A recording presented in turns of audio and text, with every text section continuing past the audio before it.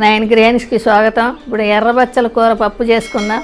ఈ ఎర్రబచ్చల కూర పప్పు మీరు కూడా చేసి టేస్ట్ చూసి మీకు నచ్చినట్లయితే లైక్ చేయండి, షేర్ చేయండి, కామెంట్ చేయండి.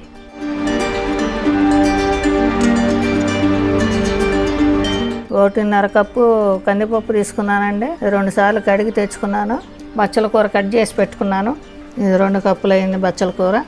2 కప్పులు వాటర్ పోసుకుందాం. ఇది ఇలాగే కుక్కర్లో పెట్టేసుకుందామండి. 4 విజిల్స్ వచ్చే వరకు పెట్టుకుందాం.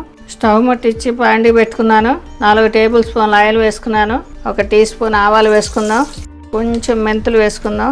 2 ఎండుమిర్చి, 1 టీ స్పూన్ జీలకర్ర, 2 రెబ్బలు కరివేపాకు, సబ్జా గింజలు ఆకండి, 2 పచ్చిమిరపకాయలు కట్ చేశాను.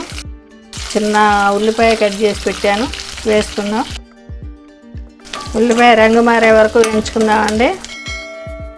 1 టీ స్పూన్ పసుపు వేసుకుందాం. 1 టేబుల్ స్పూన్ సాల్ట్.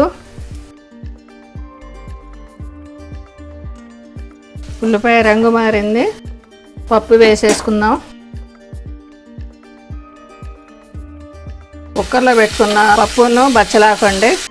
1 నిమ్మకాయ అంత చింతపండు నానబెట్టి పులుసు పిండుకున్నానండి. ఇది పోసుకుందాం. 1 టేబుల్ స్పూన్ కారం. ఇది 5 నిమిషాలు తుక్క ఉడికే వరకు ఉడికించుకుందాం. బాగా ఉడకాలి, లేదంటే వాసన వస్తుంది.